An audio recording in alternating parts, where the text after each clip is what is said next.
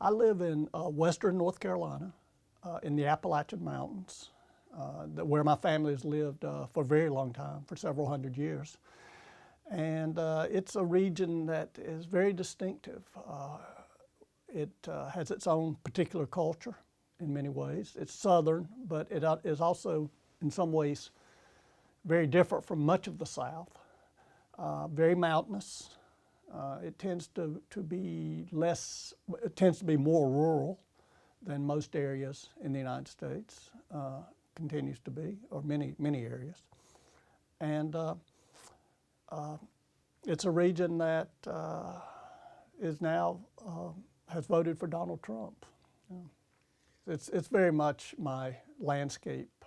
It's pretty much the only landscape I write about. It is the area, because of my family's deep generations of my family living there, that I feel very close to, and it is the only place I could call home. It's interesting with particularly writers from the American South. They feel they either have to stay or they have to live there to write about it. Truman Capote, Tennessee Williams had to leave. They went to New York.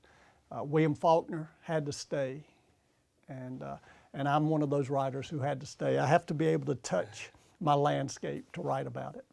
I grew up in a culture that values storytelling.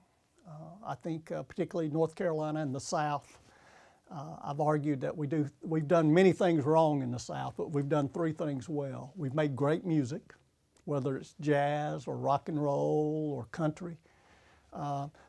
We have very good food. We know how to cook, and we know how to write.